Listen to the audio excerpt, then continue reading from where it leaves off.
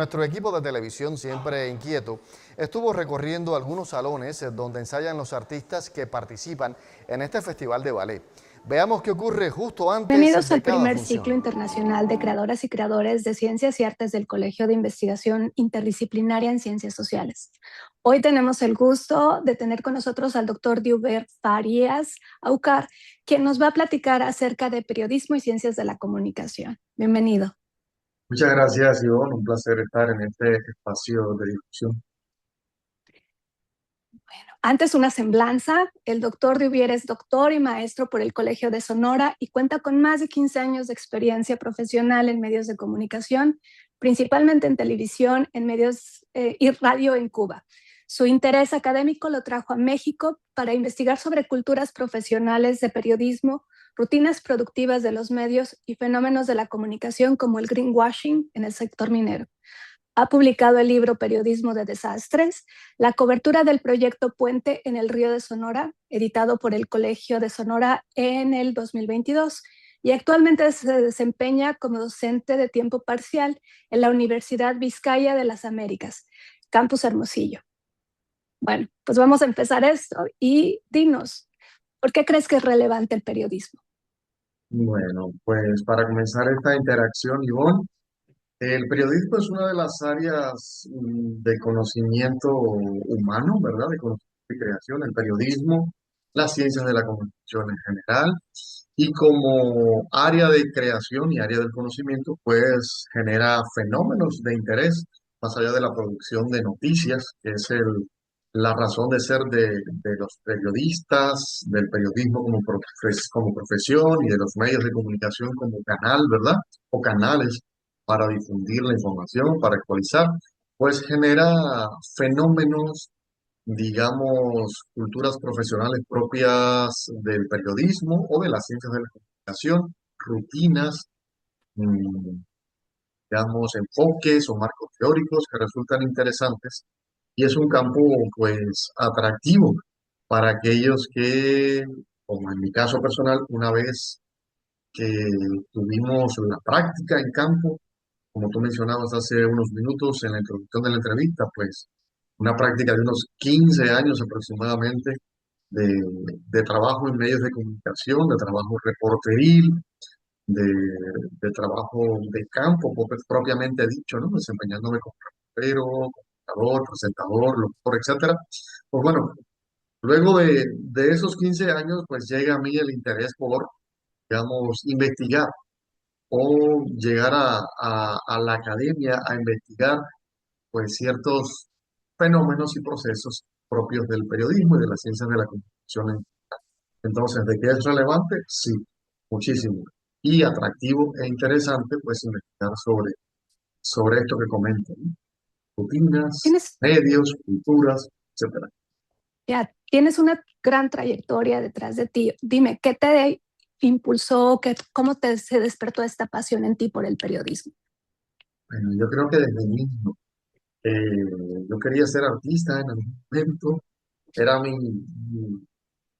digamos, fascinación de mi primera infancia, ¿no? Yo quería ser o músico, o cantante, o actor.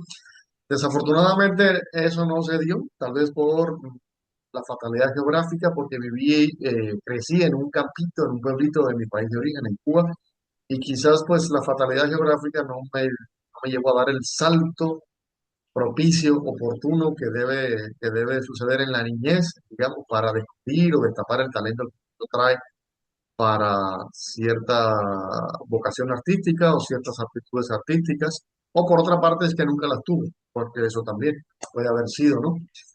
El talento o la capacidad para ser artista. Sin embargo, desde niño, eso sí, siempre me gustó mucho el idioma español, el manejo del idioma español, el habla correcta de nuestra lengua y de otros idiomas también, ¿verdad? Pero estamos hablando de nuestra lengua materna, que es el español. Y Ujú. por ahí fue como que asomándose el interés para llegar a estudiar la carrera de periodismo o ciencias de la comunicación. Y fue una vocación que definí ya en la adolescencia, en el tránsito de la enseñanza secundaria a la enseñanza preuniversitaria, como se llama allá en mi tierra, o preparatoria, como se entendería acá en México. Y yo digo que esa definición pues fue el salto de calidad que yo esperaba. Yo dije, bueno, no fui artista o pasó mi momento de ser artista, pero lo más cercano que voy a estar al arte y a la creación es en el mundo del periodismo, que es algo que me gusta, que me fascina y que afortunadamente pude estudiarlo y graduarme de esa especialidad allá en México, ¿no? Y pues sí, el periodismo pues es lo más cercano que he podido estar de esa fascinación infantil del arte que tuve alguna vez. Estar frente a las cámaras, estar detrás de una Efectivamente, nota. efectivamente, porque eso vino después, ¿no? La especialización. En periodismo que pudo prepararme o formarme para desempeñarme en cualquier medio, prensa escrita o prensa tradicional, a radio o televisión. Yo pues con aquel afán de llegar al estrellato, pues dije, no, la televisión ahí es donde me voy a sentir realizado, ¿no? Y sí, efectivamente, pues trabajé más tiempo en televisión que en cualquier otro medio. Y entonces, ¿cómo crees que ha influido esta pasión que sientes por el periodismo en tu vida personal y en tu vida profesional también? Pues fíjate, llegado el momento, yo sentí la necesidad de dar otro salto de calidad en mi trayectoria profesional, en mi preparación personal, en mi formación. Luego de casi 15 años o más de 15 años trabajando en medios, yo dije, necesito especializarme, necesito eh, subir la categoría académica, digamos, o el grado académico. Yo dije, necesito hacer una maestría, necesito especializarme en algo, más allá de la especialización propia que puede tener la cultura profesional del periodismo o de los medios de comunicación, porque hay periodistas generalistas, hay periodistas deportivos, hay periodistas económicos, hay periodistas políticos, hay periodistas culturales, etcétera, como era mi área de especialización en periodismo cultural, que eso en sí es una especialización, ¿verdad? Pero yo quería algo más, pues, de rigor científico y académico, ¿no? Y ahí fue cuando me decidí a buscar una maestría y a buscar una maestría en el extranjero, no precisamente en mi tierra, en Cuba, sino que la busqué en México. Y así fue como vine a dar a Hermosillo, Sonora, a el Colegio de Sonora, una institución de posgrado e investigación en ciencias sociales, Colegio de Sonora, así se llama. Y hasta acá me vine, de la H a la H, es decir, de La Habana a Hermosillo, como popularmente se le conoce aquí por estos lares a esta tierra, ¿no? A Hermosillo, Sonora. Y aquí me formé, aquí pues vino ese salto de calidad que estaba buscando, porque vine a hacer una maestría en ciencias sociales y luego le seguí el doctorado, ¿no? Y también pues lo logré aquí en esta tierra, ¿no? Que me ha acogido tan cálidamente. Y sí, ha influenciado mucho. ¿Y encuentras alguna diferencia entre estar enfrente de la cámara a pasar al mundo académico o para ti la transición fue como sencilla? No fue sencilla. No fue sencilla porque, ya te digo, luego de estudiar la licenciatura, pues pasaron 15 o más de 15 años de trabajo activo, ¿no? Yo estaba como que desvinculado por completo del estudio, de la academia, de lo que era estar en un salón de clases, de sentir la presión de estudiar, de pasar exámenes, de cumplir con ciertas calificaciones o promedios para poder tener, digamos, pues buenas notas o buenos resultados, además de una beca para poder seguir mis estudios acá, ¿no? En una tierra en donde pues era pues un advenedizo, ¿no? Un extranjero. Entonces, pues sí fue Ujú. un poco difícil el tránsito, sí tuve que ponerme las pilas, volver a vestirme el traje de estudiante, esta vez en grado de maestría y luego pues el doctorado, ¿no? Pero tuve que emplearme a fondo para poder, digamos, ponerme al tanto, ¿no? Al corriente de cómo estaban pues los estudios sobre ciencias sociales en general y la formación en ciencias sociales en general, además del periodismo de la comunicación, que yo había dejado 15 años atrás o más, ¿no? Cuando terminé la licenciatura. Entonces tuve que actualizarme, tuve que volver a leer teorías, en fin, todo lo que conlleva un estudio de posgrado o una especialización académica como lo es una maestría. Pues sí, fue un poco complicado. Precisamente hablando con, perdón, precisamente hablando de esta transición, ¿cómo crees que tu trabajo influye en la vida cotidiana de las personas? eh, yo creo que el primer influenciado soy yo, ¿no? Ese, ese, ese interés, esa curiosidad que me llevó a, pues, a investigar un poco rutinas del periodismo, como fue el periodismo de desastres, una especialización que para mí era totalmente desconocida, ¿verdad? Porque yo no me Ujú. dediqué ni al periodismo ambiental, ni mucho menos a esa subespecialización que es el periodismo de desastres, pero fue el tema que escogí para poder hacer una investigación en línea con el contexto geográfico, histórico y cultural que decidí o que escogí para hacer la maestría. Estamos hablando de que hubo un traslado o un cambio de contexto de, de 180 grados para mí, ¿verdad? De una realidad, de un contexto a otro, de Cuba a México, de La Habana a Hermosillo, como mencionaba. Y para poder entrar en ese contexto, pues yo vine a meterme en un asunto del que era ajeno, como fue la cobertura de, de un medio de comunicación local, Proyecto Puente, a un fenómeno o a un accidente local, que fue el derrame de tóxicos ocurrido en el río Sonora en el año 2014, un año en el que yo todavía ni siquiera estaba por acá, por estos lares, pero según la Semarnat, la Secretaría de Medio Ambiente y Recursos Naturales de México, pues ese accidente minero que ocurrió en el 2014 ha sido hasta ahora el accidente de mayor impacto socioambiental, digamos, de la minería en México, ¿no? Estamos hablando del derrame de unos 40.000 metros cúbicos de lixiviados de cobre, es decir, de desechos propios de la producción de cobre, de la extracción de cobre, de la actividad minera que tiene pues campo aquí en Sonora, sobre el cauce del río, el río que le da nombre al estado, el río Sonora. Y esto pues originó, pues causó más bien impacto, como lo dije, medioambiental, pero también socioeconómico en las personas que viven alrededor del cauce de ese río. Estamos hablando de 7 municipios afectados, un total de 22.000 personas afectadas de manera directa, otras 250.000, según las estadísticas, de manera indirecta.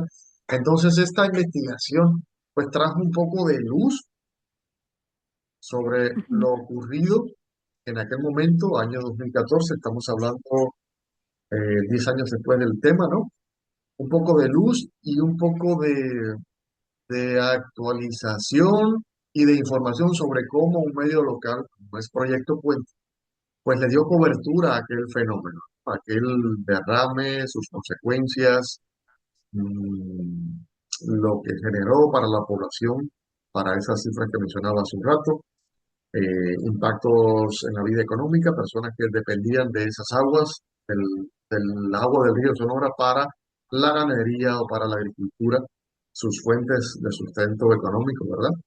Y también algunas afectaciones en la salud, sobre todo emocional de las personas, no tanto en la salud física, pero sí en la salud emocional, en la salud mental de algunas personas que sufrieron como consecuencias de derrame, ¿no? Entonces, creo yo que al arrojar luz sobre el accidente, al arrojar luz sobre la cobertura que, que desempeñó o que desplegó este medio de comunicación local, Proyecto Puente, durante más de 6 meses, pues creo que en eso, ¿no? En traer el tema a colación, en actualizar, en darle el seguimiento, pues creo que de ese modo influye o impacta positivamente lo que hago modestamente como comunicador sobre Ujú. medios y fenómenos de la comunicación.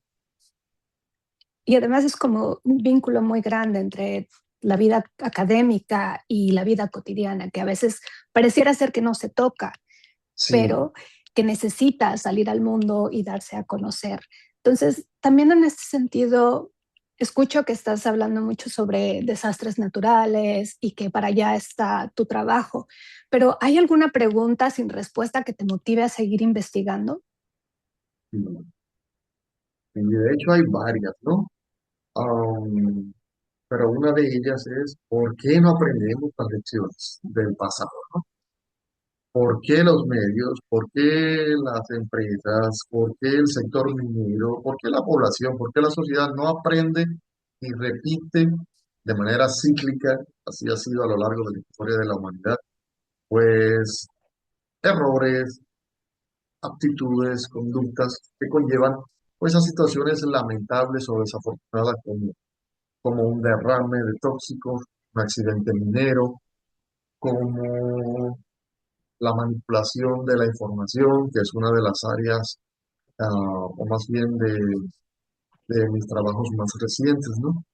La comunicación corporativa, de cómo las empresas o las instituciones u organizaciones tienden a disimular o a camuflar cierta información para aparentar o legitimar digamos, la reputación empresarial.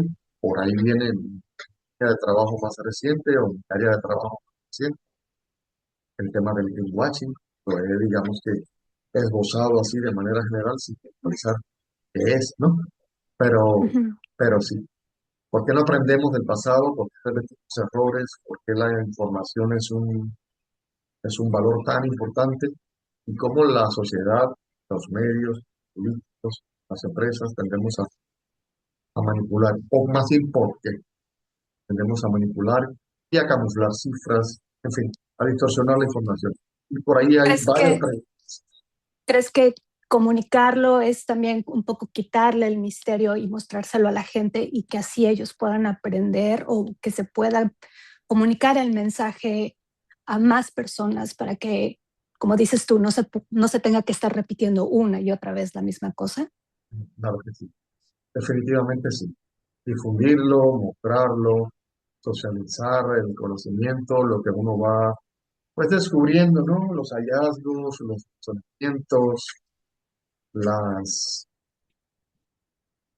tan llevadas y traídas conclusiones de investigación. Creo que uno hace un artículo o una tesis o publica algún trabajo académico, pues, ¿qué pasa con eso? ¿Qué hacemos con eso? Pues sí, divulgarlo, darlo a conocer, presentarlo, mm, solo en el marco estrecho de un salón de clases, sino también en eventos, en conferencias, en congresos. Esto es lo que estamos haciendo precisamente ahora, ¿no? Ujú. Difundir un poco el trabajo, la labor que cada uno de nosotros hace desde su frente personal y profesional, ¿verdad?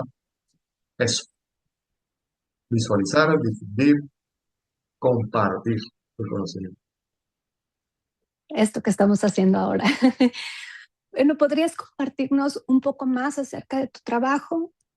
Bueno, sí, actualmente, como mencioné hace un rato, mi proyecto de investigación actual ya no tiene que ver con medios o un medio en particular, como lo fue el libro que mencionábamos al principio de la entrevista, el libro Periodismo de Desastres, la cobertura de Sonora, que ya mencionamos hace unos minutos atrás. Ahora mi trabajo actual va encaminado al estudio de la comunicación corporativa, del fenómeno de greenwashing, que ahorita también lo esbozamos así, ¿verdad? Pero no es más que el greenwashing, pues un término que viene del idioma inglés, traducido o llevado al español sería como lavado verde, en otras palabras, ¿no? Que es más bien, pues, el intento de lavar o blanquear la imagen de una empresa, organización o institución cuyo desempeño, sobre todo ambiental, por eso el término green, viene en función del impacto negativo o positivo de una empresa u organización en el medio ambiente y en la comunidad, pero sobre todo en el medio, repito, el término green, lavado verde. Es decir, ¿qué hace una empresa que impacta de manera negativa en el medio ambiente o en la comunidad donde se desempeña? Y cómo lo da a conocer a través de la comunicación corporativa, a través de sus informes de sustentabilidad, de sus informes económicos, de la presencia de las empresas en redes sociales, en páginas web, en spot publicitarios, en campañas publicitarias, en publicidad, etcétera. El fenómeno del greenwashing se da entre el desempeño ambiental real, lo que una empresa, organización o institución muestra, es decir, en el discurso. En ese entramado, lo que hago y lo que digo sobre lo que hago, ahí está, ¿no? El fenómeno del greenwashing, fenómeno de la comunicación, propio de la comunicación, por ahí va mi trabajo actual, en investigar, en arrojar luz sobre este fenómeno, greenwashing, en empresas del sector minero y también del sector energético. En eso estoy trabajando actualmente aquí en Hermosillo, Sonora. ¿El sector energético privado o el sector energético público en Ambos, México? ¿No? en general, sí, ambos. ¿De qué Perfecto. manera? Pues empresas presentes, empresas de los sectores minero y energético presentes en el estado de Sonora, cómo manejan su información medioambiental, cómo la muestran, ¿verdad? Su Ujú. desempeño ambiental, qué dicen sobre lo que hacen, qué dicen sobre sus impactos, impactos sobre el medio ambiente, sobre la comunidad, sobre el entorno donde hay operaciones mineras o energéticas en general. Por ahí va mi campo o mi área de trabajo. Perfecto. Nosotros estamos aquí reunidos porque estamos en este ciclo de conferencias de creadores y bueno, me parece que la ciencia, el arte y la literatura tienen vocaciones distintas, pero a menudo convergen. ¿Cómo consideras que tu trabajo dialoga o se conecta con otras disciplinas? De que sí, yo creo que hoy no podemos hablar de una ciencia pura o totalmente pura, como lo aprendimos en la primaria, ¿no? Yo creo que el conocimiento humano, la creación humana cada día es más interdisciplinar, ¿verdad? Más conectado, encontramos más vasos comunicantes entre una ciencia y otra, entre una rama y otra, porque para hablar de fenómenos de la comunicación, para hablar de ciencias de la comunicación, del periodismo, de sus rutinas profesionales, pues hay que entender de filosofía, de sociología, de corrientes del pensamiento clásicas, modernas o contemporáneas, y de esas fuentes y de otras que no he mencionado, pues beben tanto las investigaciones sobre periodismo y medios como las de comunicación o fenómenos de la comunicación. Sí están muy interconectadas, mm, es creación, conocimiento humano, y la base está ahí en la filosofía, en la sociología, en las matemáticas. Pues sí, yo pienso que, sí, que cada vez están más interconectadas. Y trabajar juntos, sí, claro que sí. ¿Qué importancia en este sentido tiene para ti la difusión del conocimiento y la cultura? Ya hablamos mencionado de alguna manera. Es que no se quede lo que hacemos, lo que somos capaces de contar, de inventar, de mostrar al mundo, que no te quede en un escritorio o en un computador o en el estrecho marco de un salón de clases, ¿no? Que se conozca, que se difunda, que se dé a conocer, que nuestro trabajo de alguna manera sea fuente, digamos, para el diseño de políticas públicas, ¿verdad? Nosotros que trabajamos desde las ciencias sociales o desde el arte, desde la creación artística, si no estamos del todo conectados con el mundo político o con los hacedores o creadores de políticas, porque no somos políticos, somos investigadores, por lo menos que nuestro trabajo sirva de base, de fuente, de referencia para el diseño de una política pública en favor de la comunidad, del municipio, del estado o del país, de este hermoso país que es México. Creo que sí. Cada uno desde nuestro humilde frente de trabajo puede incidir en que haya cambios a favor o en beneficio pues, de nuestro entorno en general. En ese sentido, pues que del aula o del espacio académico se hagan ecos hacia afuera. ¿Y Exactamente. qué Y que llegue, estrategias? Perdón. que llegue nuestro, perdón, perdóname, Tommy, y que llegue nuestro trabajo pues a esos políticos, a esos Ujú. diseñadores de políticas públicas, a esos comunicadores o a esos sociólogos que están en el gobierno, porque sí, hay muchos de nosotros que llegan a ocupar puestos clave o puestos de peso o de relevancia eh, en cualquiera de los tres niveles de gobierno, ¿verdad? Local, comunitario, municipal, estatal o federal. Y es importante que nuestros hallazgos tributen de alguna manera en políticas en favor de la salud, del transporte, de la agricultura, de la economía, de la extracción, de la perforación, del turismo, en fin, es importante. Finalmente uno nunca sabe quién va a estar dentro de una aula o quién va a ser tu alumno y si esos alumnos van y hacen cosas afuera o ellos están a cargo de alguna política. ¿Tú crees que hay alguna estrategia especial para comunicar precisamente a esos espacios más diversos tu trabajo? Bueno, tal vez no la hay, pero de que tenemos la capacidad de hacerlo, sí, sí, interesándonos por llegar allí, por tocar puertas.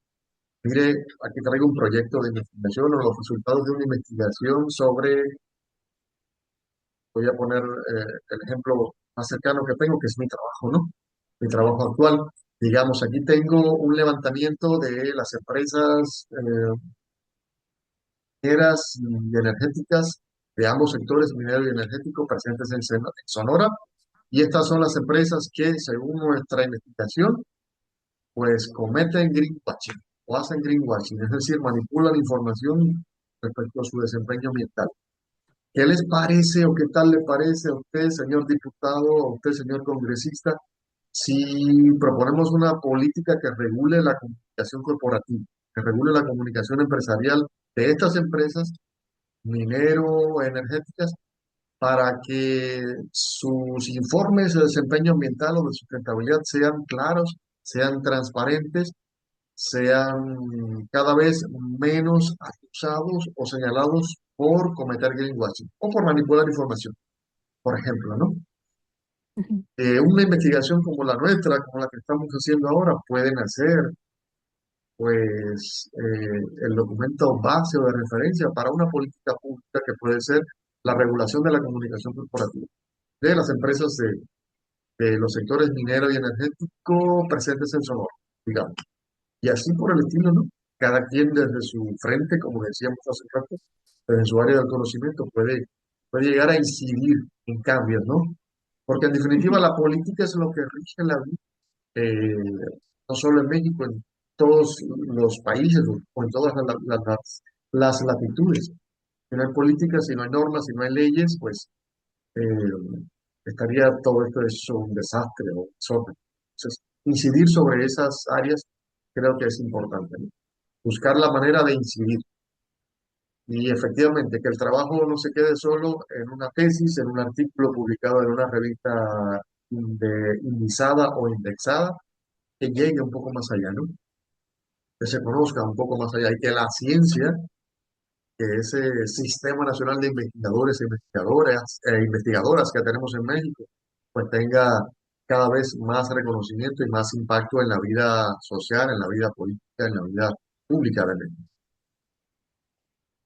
Sí, finalmente es concientizar y creo que lo que ustedes están haciendo desde su lado del mundo puede ofrecer datos para otras ciencias y agarrarlo para movernos hacia otros lugares. Obviamente que la agenda política y la agenda pública pues beban o tomen como referencia pues el trabajo de los cientos de miles de investigadores e investigadoras que tiene México el día de hoy, ¿no? Bueno, nos vamos acercando al final de nuestra entrevista, un par de preguntas más. ¿Qué consejo darías a alguien que quiera acercarse al estudio del periodismo? Mi consejo. Desde mi experiencia personal, yo creo que es muy bueno primero tener el entrenamiento o la práctica en el periodismo como tal o en los medios de comunicación. O sea, a mí me benefició mucho tener los años que tuve de entrenamiento en periodismo, en medios de comunicación, para luego venir a meterme, a investigar y hablar sobre el periodismo y las ciencias de la comunicación ya como investigador. Yo creo que es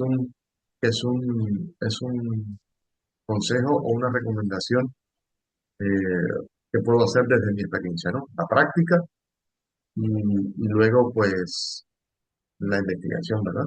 Porque a veces caemos de plano en el campo académico sin cierto entrenamiento, sin cierta práctica, sin cierto conocimiento previo. Y pienso yo, al menos en mi caso, me funcionó pues muchísimo, ¿no? Saber que estoy hablando sobre medios de comunicación porque estuve dentro de ese monstruo, ¿no? Que son los medios de comunicación.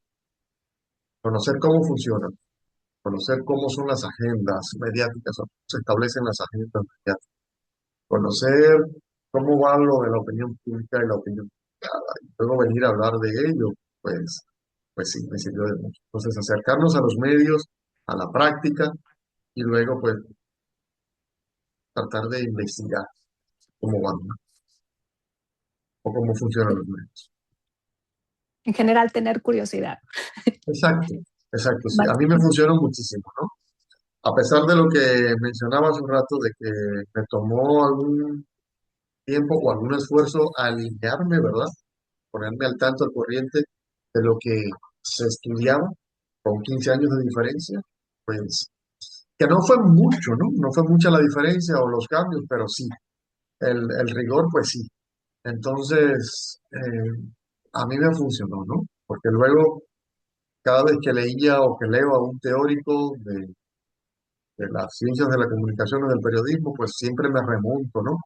A lo que viví o a lo que experimenté en el área profesional, en el área práctica. Es como que un La- químico, pues, eh, sepa de qué está hablando, porque tuvo su experiencia previa en un laboratorio o en un centro de producción, no sé, farmacológica, digamos, ¿no? Ujú. Pues la experiencia enriquece mucho, ¿no? Luego, pues sí, es como que un cantante sepa que, o un músico instrumentista, pues sabe hablar de lo que es su especialidad, porque ya lo probó, ya lo tuvo en sus manos, ya lo manoseó, ¿no? Por decirlo en palabras llanas, en palabras simples. Y hablando precisamente de esta conexión con la práctica, ¿qué mensaje o reflexión esperas dejar en quienes te escuchan hoy? Un mensaje o qué reflexión. Pues creo que algo que me sirve, a mí y que nos sirve a todos, ¿no? Que somos eternos aprendices, ¿no? Siempre estamos estudiando, siempre estamos aprendiendo, y que el saber y el conocimiento no ocupan lugar. Entonces, el mensaje final, digamos, por decirlo de una manera, es esa, ¿no? Que el saber no ocupa lugar, que el conocimiento no ocupa lugar. Cuanto más estudiemos, aprendamos, incorporemos a nuestras cabecitas, pues mucho mejor estaremos preparados para afrontar la vida y el mundo tal cual lo vivimos el día de hoy. Eso, el saber no ocupa lugar. Muchas gracias por tu tiempo y quiero agradecer al doctor Diuber Farías Aucar, perdón. Y por favor, ¿nos puedes compartir tus redes sociales o dónde te puede seguir el público? Sí, sí, gracias, Ivonne. Pues mis redes sociales, pues mi nombre, así tal cual, seguramente lo vamos a ver ahí en generadores de caracteres, ¿no? Uber Farías Auca. Así aparezco en redes sociales, eh, Facebook, Instagram, X, pero también en redes académicas como academia.com, research.net, en el Google Académico, o sea, mi nombre, que es pues bastante especialito, ¿no? Por lo raro y complicado que suena, eh, tal cual. Diuber Farías Aucar es el mismo o soy el mismo en todas mis redes, ¿no? Tanto redes sociales propiamente dichas o redes de interés académico o de perfil académico. Y tu libro todavía está editado por el Colegio de Sonora y se puede Sí, conseguir sí, allí en el claro que Colegio de sí, Sonora. claro que sí. El libro en formato electrónico, pues se puede descargar, es un PDF de 200 páginas que se puede descargar de manera gratuita, acercándose digamos, al reservorio del Colegio de Sonora. Ahí está en su página de publicaciones no periódicas y también en formato impreso. Quien se interese por el libro también puede conseguirlo en formato impreso, acercándose a el área de publicaciones del Colegio de Sonora, que, repito, se ubica en esta cálida ciudad del noroeste de México, Hermosillo, Sonora. Bueno, pues muchísimas gracias al doctor y gracias a todos los que nos acompañan. Esta plática es parte de una serie de conversaciones dentro del ciclo internacional de creadoras y creadores de ciencias y artes que organiza el Colegio de Investigación Interdisciplinaria en Ciencias Sociales y va a estar disponible en varios idiomas con traducción. Muchísimas gracias. A ti, Ivonne, por esta agradable entrevista y también al colegio que acabas de mencionar, al Colegio de Investigación Interdisciplinaria en Ciencias Sociales y Artes. ¿Lo dije bien? Creo que sí.